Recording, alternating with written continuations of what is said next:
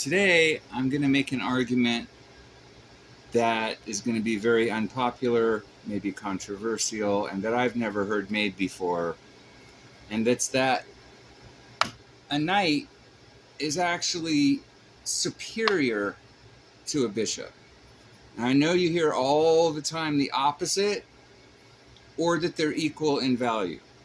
Most players consider when they trade off that it's a push and they're fairly equal in value.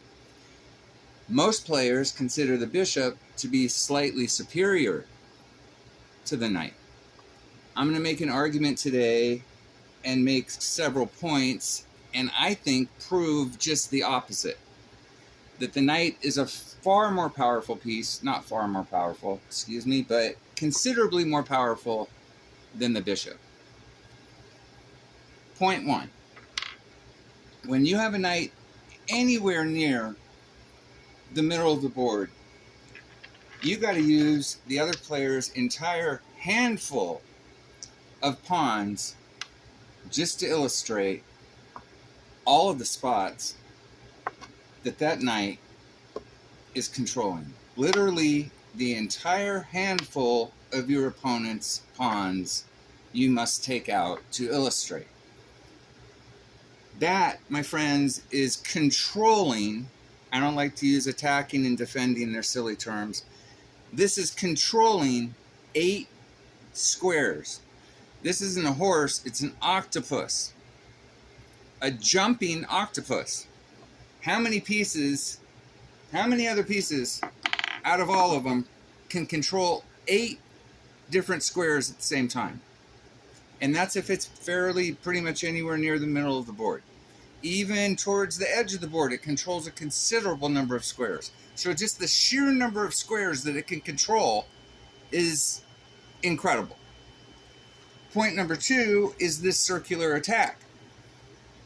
Now, the way the knight attacks is so unusual. There's no other piece that attacks anything like it.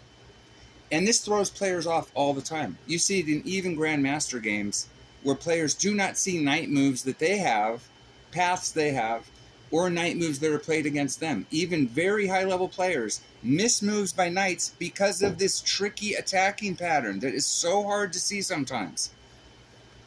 It's a very difficult attack pattern to recognize. Another point is that in the endgame, when there's just pawns left,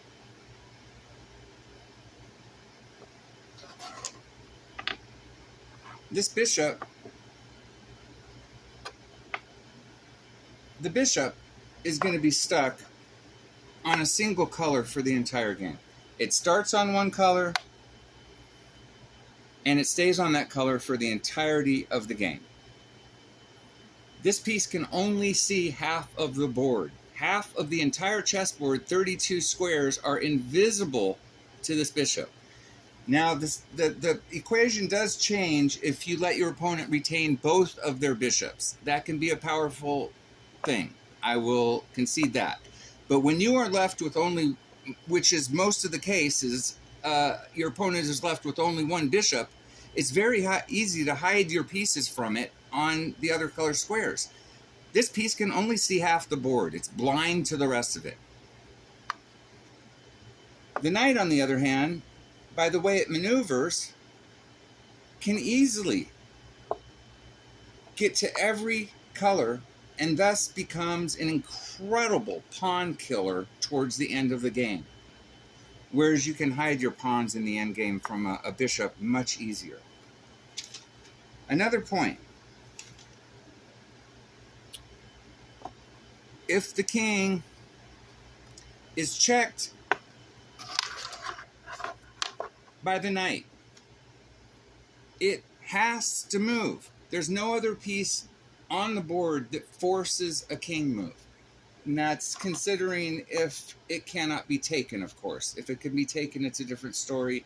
But if it can't be taken, this forces the king to make a move. There's no other piece on the board that can do that. Why?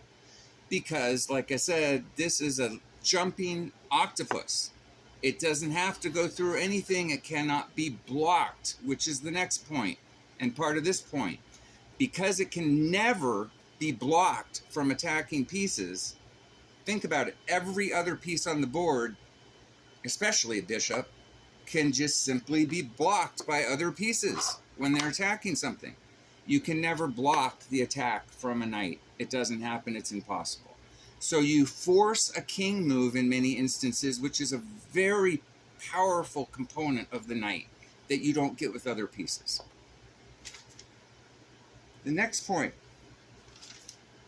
is that two knights that end up a common opening that I like to play is this one goes to the standard place. This one comes out here. When knights work in tandem and end up in other parts of the board, working in tandem, they're incredibly powerful. It's almost similar as two pawns working together. Because players are reluctant to trade their bishops for them, and the way they protect each other, and they can unprotect each other and then get back into protection together, the way they work together can be very, very powerful. Because they're such an intricate piece, only the queen, I think only the queen compares in pieces that you really need to study what they can do. Think about it, every other piece on the board, their movements are very, very obvious and straightforward. Even the powerful, very powerful rooks that I don't have one out right now. The way they move is so obvious that in 2 seconds you can see where their possibilities are. The same applies with the bishops. Their movements, when they're on squares, you can see where their possibilities are in a moment's glance. A moment's glance.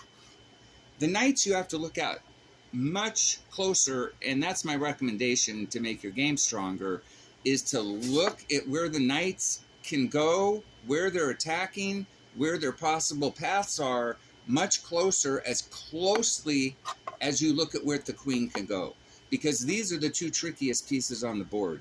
The rest of them, their movements are very simple and easy to calculate.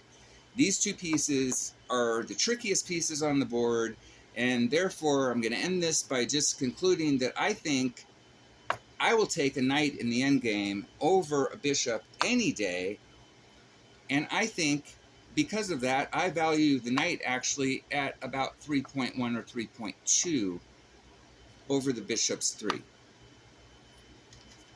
And I think that concludes